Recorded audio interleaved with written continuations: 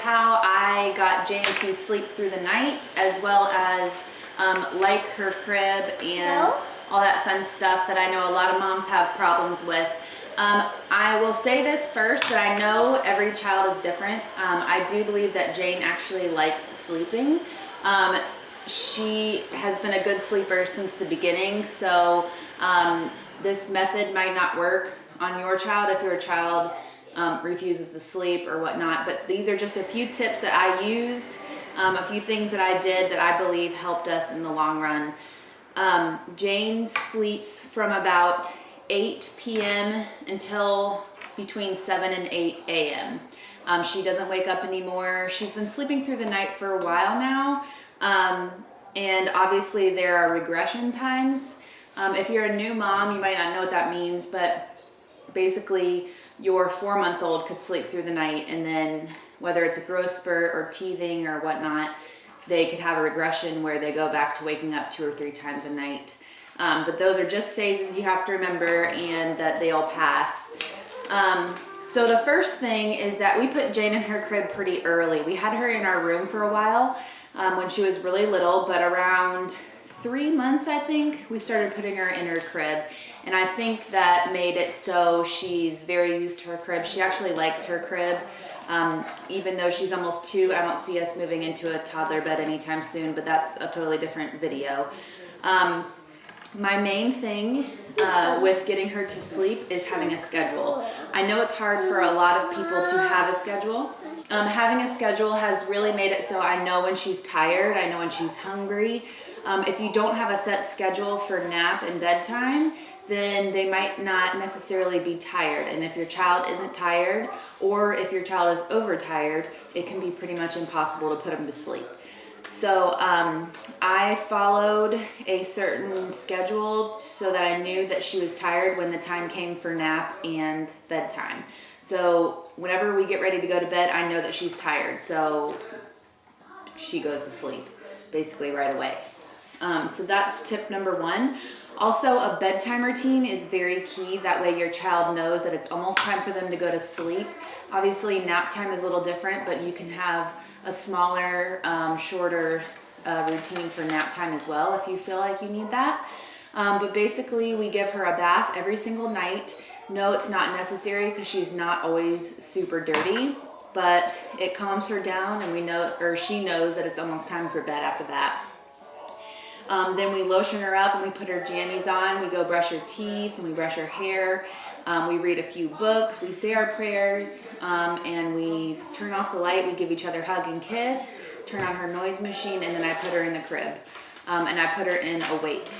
But that brings me to my next point, is that when she was really little, I used to rock her to sleep, and I loved rocking her to sleep. It was basically the only way that I can get her to go to sleep, because she would cry when I put her in the crib. And I was really worried back then that I would be stuck rocking a 2-year-old to sleep for the rest of time, basically. But so I slowly transitioned into putting her in the crib awake. And what I did was I rocked her to sleep for a while. I can't remember exactly how old she was that I decided to not do that, but I know it was before she turned 1. Also, it just makes it harder for babysitters or grandparents. You're using babysitters and grandparents as babysitters for a lot of things, to have to tell them to rock your child to sleep, especially if your child takes a long time to be rocked to sleep. So I knew I just wanted to transition into something easier. So basically what I did was, when I decided that I was going to do that, I would rock her halfway to sleep. So I would watch her, and right when she was about to close her eyes, or right when I could tell she was about to fall asleep, I would get up and put her in the crib. A lot of the times that would wake her up, and she'd be like more awake than she was when I was rocking her to sleep. And sometimes she would cry, but I would just stick with it, and I would put her in and shut the door and leave.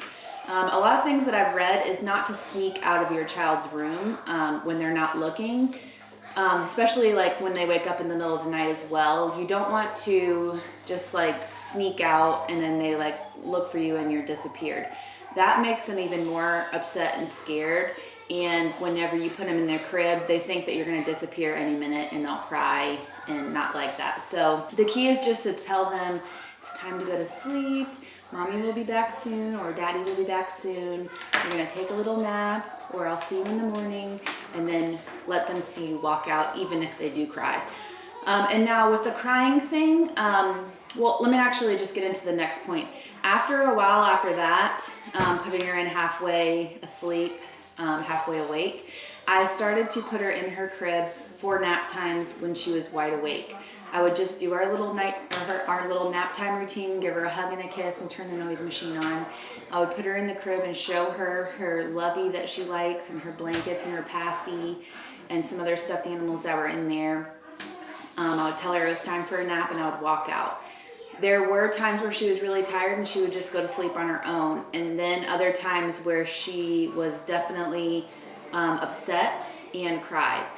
And what I did with that was I just let her cry a little bit. I am not the type of mom who does the cry it out method. It just breaks my heart too much to hear her crying so much. And a lot of times I tried the cry it out method and she continued to cry for over 10 minutes. So I just didn't like that, but I would let her cry for a significant amount of time, maybe 3 or 4 minutes. And if she was still crying after that, I would go in and tell her that it was time to go to sleep, calm her down a little bit, and walk out again.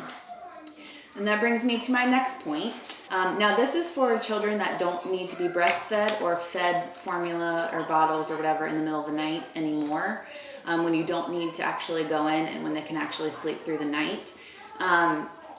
Basically, when Jane woke up in the middle of the night, or when she was having a tough time going to sleep at night, I would give it a few minutes. I wouldn't rush in every single time she made a peep. Whenever she woke up in the middle of the night, sometimes she would get up and sit up and cry for like 1 minute and then just fall back asleep. I don't know if she was scared or realized that she was in there alone. I don't know, but she would fall back asleep on her own. So if I just rushed in there, there would be really no point, and I would probably wake her up even more than she was. So I would give it a few minutes and I would go in. My next point is to not pick up your child out of the crib. Whether you're putting them to bed or they're waking up in the middle of the night, you do not want to pick them up, because they're always going to expect you to go in there and pick them up and rock them and calm them down. What you're going to do is you're going to go into their room and you're just going to lean over. You can put your hand on their stomach or their back. You can rub their back, rub their stomach, rub their head.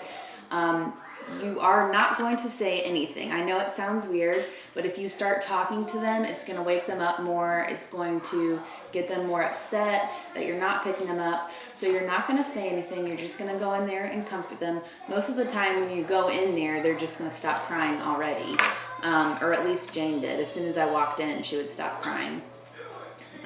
And sometimes Jane would fall back asleep when I was standing right there, and other times, as soon as she was calmed down, I would wait a few minutes and I would walk out. Again, sometimes she would start crying again, and sometimes she would go to sleep. So if she started crying again, I would wait another 4 or 5 minutes and go back in and do the same thing. Now, there were some nights where I had to go in 3 or 4 times. I would let her cry for 4 or 5 minutes. I would go in, I would calm her down. I wouldn't say anything. I would just rub her tummy or help her get her passy or put the blanket on her. I would wait a few minutes and I would walk out and she would cry again. Wait 4 or 5 minutes, go back in, and I did that 3 or 4 times. It might be tedious at first and it might be a lot at first, but I promise you, your child by the 3rd or 4th day will realize that you're not going to go in and pick them up. You're not going to talk to them. It's not time to get up. It's time to sleep, and they will not either wake up, or if they do, they won't cry, or if they do cry, they'll only cry for a few minutes. It's worked miracles for us. There are still nights where Jane wakes up. She might whimper or whine, and I'll wake up and I'll look at the monitor and she'll just be sitting up in her crib, and I'll look at her and she'll just lay back down within seconds and fall back asleep. Most of the time she's just looking for her past. So basically that is it. I know I've done a lot of talking and I feel like I've talked really fast. But I hope that these methods help you. Let's not put this in your mouth. I hope that these methods help you and that you can get your child to sleep soon. Like I said, I know all children are different. I know that maybe you did a different method and it's working perfectly for you, and that's great as well. Thumbs up the video if you liked it, and I will see you guys next time. Comment below if you have any questions, if I left anything out. I'd be happy to answer any questions that you have as well. And I'll see you guys next time. Bye. Can you say bye? Bye bye. Bye bye.